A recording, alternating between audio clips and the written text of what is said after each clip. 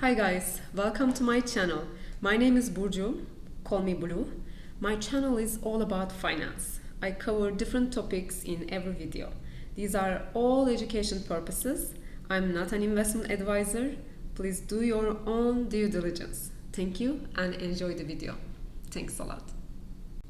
This video is a continuation of the previous one, Investment Banking Part 1. In the Investment Banking Part 2, we'll elaborate the teams under the banking department. Like we cover industry and product teams, and we focus on how these teams serve to their clients.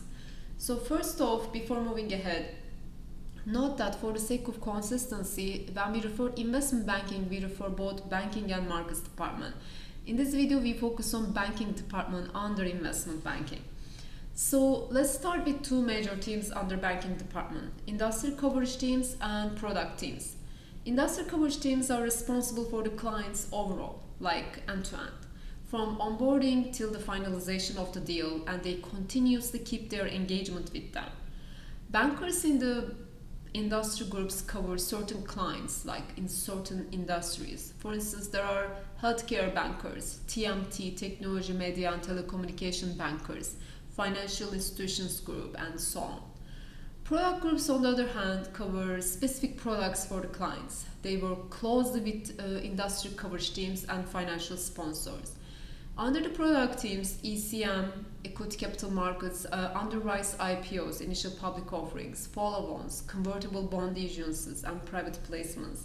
Debt capital market advises the clients on investment-grade debt financing, structuring, marketing, and pricing. They also cover private placements on the investment grade bond space. So leveraged finance team covers the high yield corporate bonds and leveraged loans, particularly in conjunction with the leveraged buyouts. So when we compare debt capital markets to leveraged finance, debt capital markets covers the investment grade corporate bonds, whereas leveraged finance team covers the high yield corporate bonds. So and another team is the M&A team, mergers and acquisition team. This team provides advisory on selecting the potential buyers or sellers and timing of the deal. And on the execution side, they do a lot of due diligence, but one of the very important one is the valuation, which is based on discounted cash flows and also multiples, doing peer analysis, prior transaction deal, comparable transaction deal analysis. So financial sponsors team also advises private equity firms for their existing portfolio companies or potential new companies.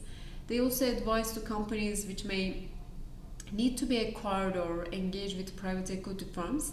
We'll have a separate video on financial sponsors. Financial sponsors work very closely with the M&A team and leverage finance teams. All these teams overall work very closely together and serve clients full package in a holistic way. When it comes to client meetings, all these groups involve together to serve the clients together.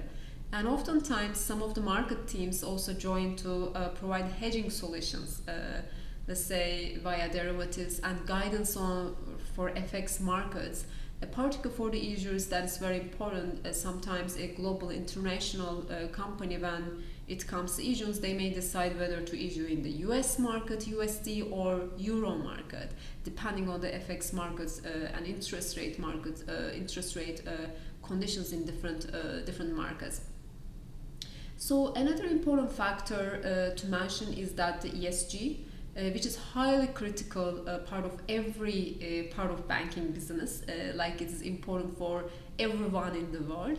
Debt capital markets and leverage finance teams advise on green, sustainable, sustainability-linked bonds and loans.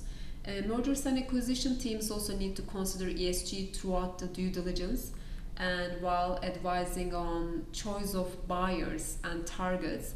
And also private equity space, ESG is a very important factor considering the large dry powder they hold.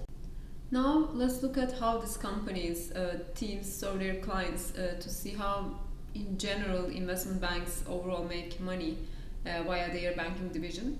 So banking division mainly provides advisory and underwriting services.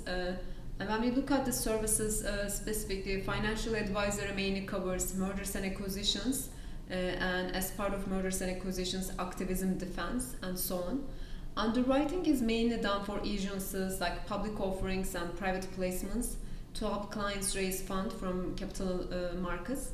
Issuer companies like Apple, Tesla may need capital to finance their needs for general corporate purposes, refinancing, capital expenditure, share buybacks, dividend payments, working capital funding, acquisition financing, and so on. So from that perspective, considering their clients' capital needs, investment banks serve as an active or passive book runner, or as a co-manager. They facilitate the deals for their clients. From this chart, we can see Apple's bond issuances in 2021 year to date. As you can see, Goldman Sachs is a book runner for Apple's bond issuance deals. On the IPO space, Goldman is a lead book runner for the companies listed here, and Robinhood is one of them. Investment banks serve their clients via pitching, providing market color, and helping for execution.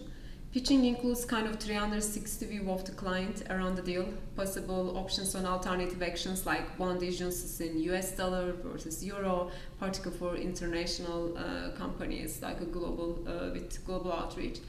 And investment banks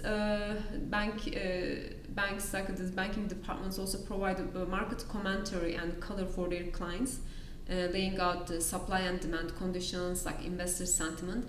Particularly for that, they leverage their middleman functionality in between the investors and the issuers.